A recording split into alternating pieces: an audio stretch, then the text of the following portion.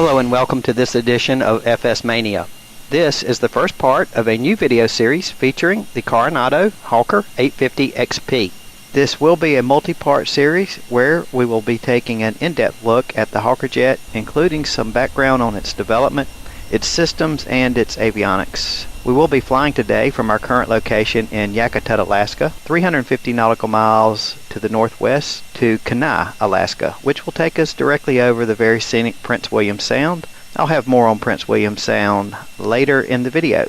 In this series, we will complete a cold and dark startup, flight management system programming, flight guidance system procedures, takeoff, climb, cruise, descent, approach, and, if all goes well, landing at the Kenai Airport. We will be putting the Hawker 850 XP and its Collins Proline 21 avionics to the test to see if this is an airplane you may or may not want to add to your hangar. The Hawker 850 XP is a mid-sized twin-engine corporate aircraft. It is a development of the British Aerospace BAE 125 and was assembled by Hawker Beechcraft. The Hawker 850 XP is an updated version of one of the very first business jet designs. The Hawker line of jets was in continuous production between 1962 and 2013, longer than any other civilian jet. Although the Hawker we know today entered service as the Hawker-Siddeley 125, the design originated at de Havilland before the companies merged under the Hawker name. The 125 number was a de Havilland design designation and continued production as the BAE 125 after the merger of Hawker-Siddeley with British Aerospace. Around 1993, Raytheon acquired the British Aerospace corporate jets, which produced the BAE 125 line. In 1994, Raytheon merged its Beech aircraft and Raytheon corporate jets companies, which continued producing Hawker jets. The version we are featuring, modeled by Carenado, is the Hawker 850 XP, certified for operation in 2006. The 850 XP is identical to the 800 XP, except that it includes winglets, which have extended its operating range by 100 nautical miles. Also, we have upgraded avionics and a redesigned interior. Hawker joined the growing line of jets to sprout winglets, the objective being to make the wing behave as though it were longer.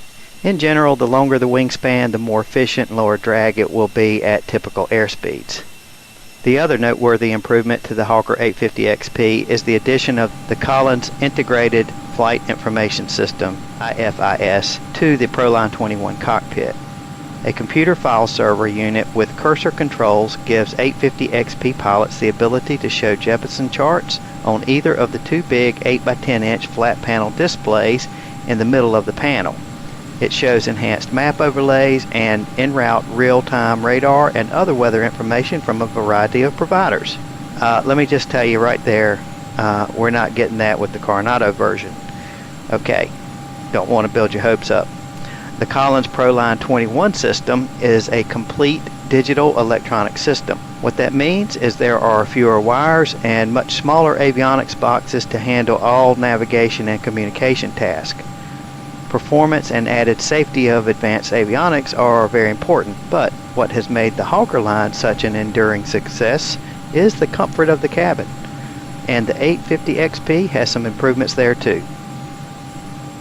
The Hawker cabin is 5 feet 9 inches high and 6 feet wide, so even tall people can move around easily and many can stand upright. Most Hawkers are completed with 5 articulating chairs and a 3-place couch. The couch has been one of the most popular features of the airplane. The one rap on the Hawker cabin has been that all luggage must be stored inside, but that isn't much of an issue anymore. The forward baggage area now has 33 cubic feet of space because avionics boxes that used to take up space in that compartment have now become so small they are mounted in the nose or other out-of-the-way areas. There is an aft lavatory of comfortable size which is fully enclosed and private. The comfort of the cabin extends forward into the Hawker cockpit. The flight management system control units are angled out from the center of the instrument panel, allowing for one of the shortest center pedestals I can think of.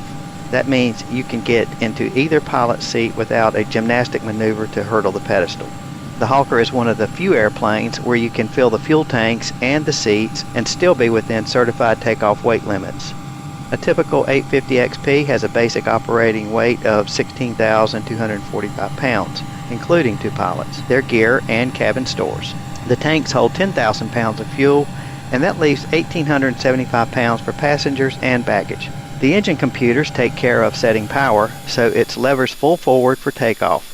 Should an engine fail, the computers automatically increase the output from the remaining engine, and a rudder bias system driven by bleed air from the operating engine steps on the proper rudder to help you hold the airplane straight. All Hawkers have one unusual flying quality, and that is at rotation, where the control yoke feels as though it were connected to the elevator by rubber bands. At VR speed, you haul way back on the yoke, and in a second or two, the nose rises smoothly. As the nose comes up, you move the yoke forward, and from then on, all control inputs generate a smooth and precise response. The Hawker is not a fingertip flyer, but it is easy to fly smoothly. For years, the Hawkers have had automatic power reserve, APR, that you arm for takeoff. If an engine fails during takeoff, the digital electronic engine computers that control the engines will feed fuel into the operating engine to increase power.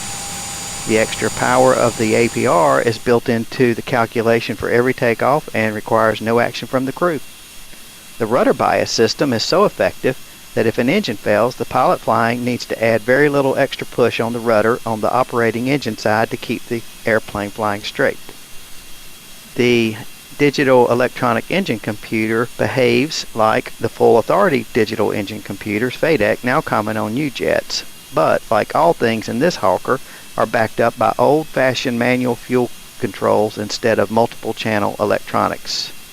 The Hawker carries a crew of 2 pilots, has a capacity of 8 passengers, typical, but can carry up to 13.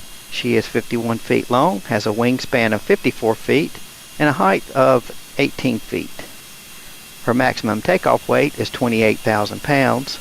She is powered by 2 Honeywell TFE 731-5BR turbofans with 4,660 pounds of thrust each.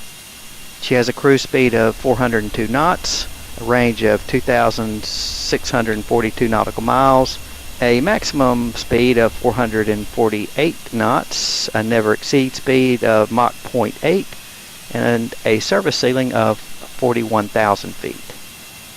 Okay. Now that we have become acquainted with what the real-world Hawker 850 XP is like, let's climb aboard and see how the Carenado version compares. Let's go flying.